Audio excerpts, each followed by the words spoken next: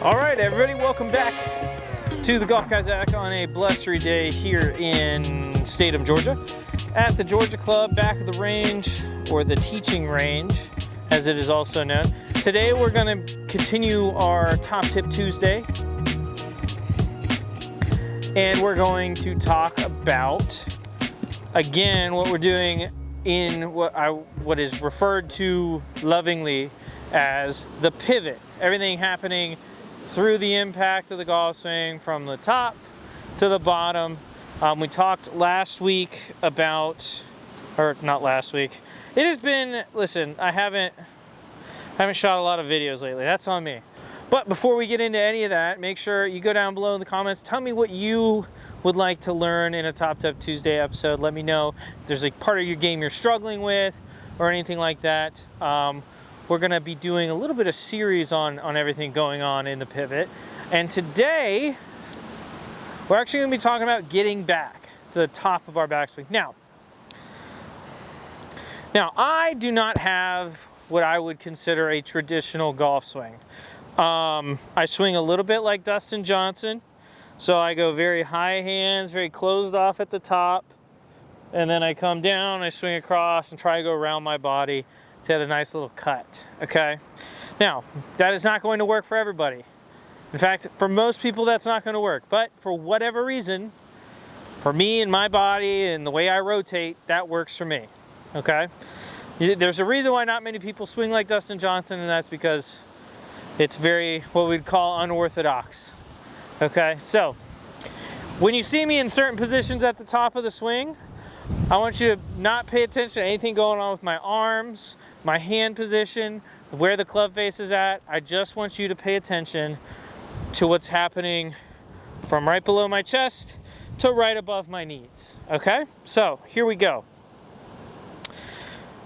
When we're talking about rotating back to the top of the backswing, there's a couple things we need to make sure that we're doing, okay? And I'm gonna do face on for this, all right? So, number one, and the most important thing, is we need our body to remain stable. So you're not seeing a lot of head movement up or down, left or right. Now you'll see some guys like Rory who have a little bit of a sway, kind of load up on their right side. If you're a very good golfer and you do this already, that's fine. I'm not going to take that out of your golf swing, but if you're someone who struggles with contact, who really has issues making good contact with the golf ball, I think it's important that you minimize what we would call excessive movement or extra movement. All right, so we're going to be really stable as we rotate back. So we go back. You want to feel your head stay very, very stable. One of the better ways to work on this type of rotation and making sure your head isn't moving is you do one of two things. If you go to a gym, you can practice with either not like a big bar, but like, you know, those poles that they have in gyms. Sometimes it's PVC, sometimes it's metal, it doesn't really matter. You can practice rotating by setting up, looking in if you have a mirror, and rotating back, trying to keep your head completely still. Trying to just feel your body rotate around its spine and feel that. Another way you can do that, if for instance you don't go to a gym or don't have a gym with a mirror in it, is you can go to your bathroom mirror in your home. And very easy, just feel the body rotate. Just like this. You don't need a club or anything, you just put your hands across your chest, like so, and just feel the body rotate and stay stable. All right? This is probably one of the more important moves in golf to learn, is how to maintain stability while we rotate, okay? Now, there's different reasons as to why we don't want to shift back and forth or move up and down in the backswing. So,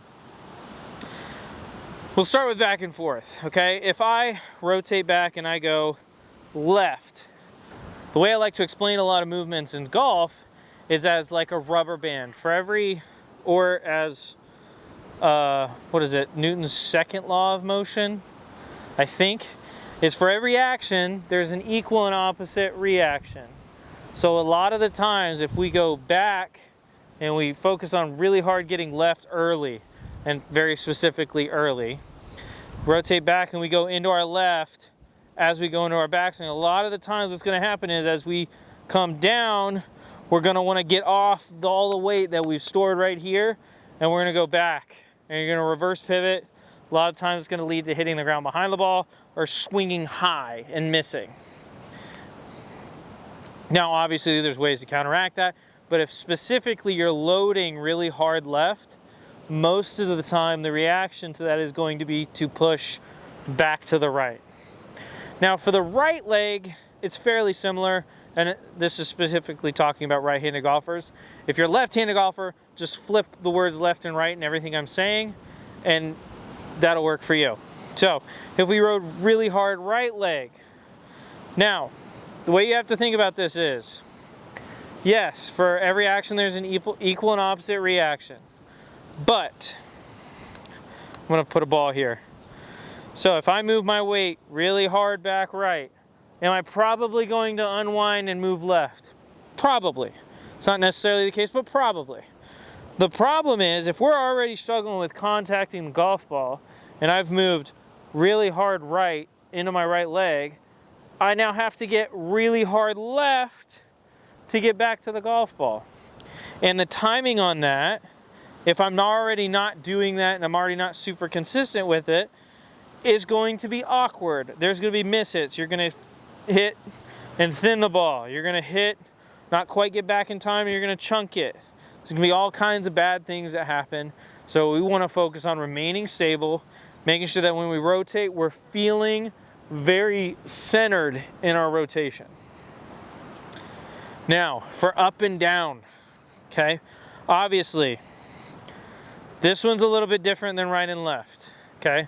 Because it's a different type of rubber band reaction, and I would even argue it's not really a rubber band reaction. So, let's say I load up and I go down, okay?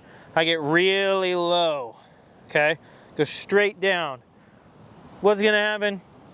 I can't hold this position forever. You probably can't hold this position forever. Probably gonna feel a burn if you're doing this alongside me. At about 30 seconds, you're gonna feel it in your quads and your glutes. This is a weird position to be in for an extremely long amount of time. The body's uncomfortable. You're stressing muscles. Your muscles then want to react. Boom. You're gonna stand up. What happens a lot of time is when we go down, our body doesn't feel like it can unwind this way. A lot of times it feels like it can only do this, which if we go down here and then my hips don't really want to rotate, they just want to extend toward the ball. So what that'll look like a lot of the time is hooks.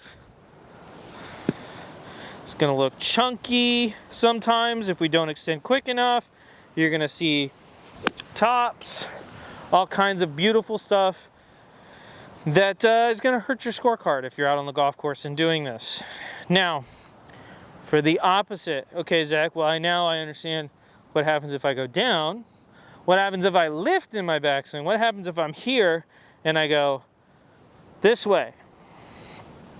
Okay, kind of a similar thing, but in reverse.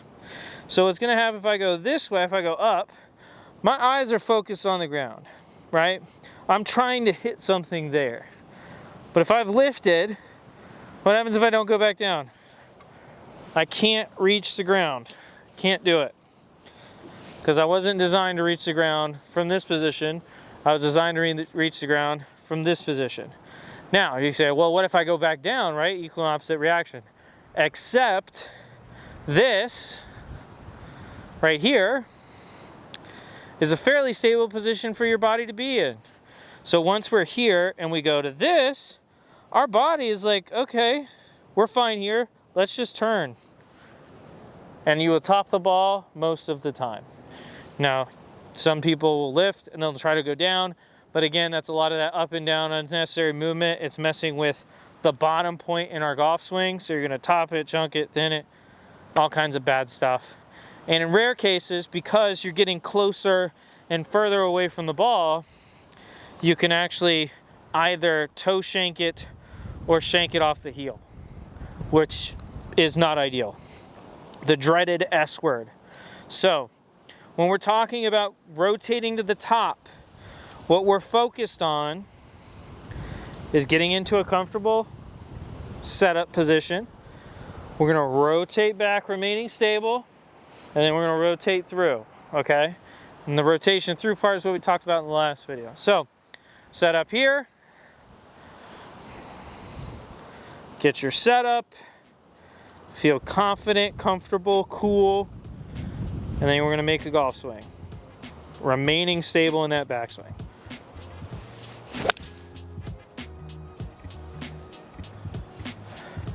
Alrighty. Well, if this helped you out, make sure you leave a like. If it did not help you out, maybe you have something else you would like to watch in some of the other Top Tip Tuesdays that will be coming out over the next few weeks. Again, if there's something in your game that you're struggling with that I haven't talked about yet, make sure you leave a comment down below. Let me know what it is I can help you with, if I can help you with it, and I'd be happy to make a video about that. That is all we have for this Top Tip Tuesday. I hope you guys enjoyed. We will be back with more golf content and more Top Tip Tuesday soon. Again, apologies for the delay on this video. We'll see you next time.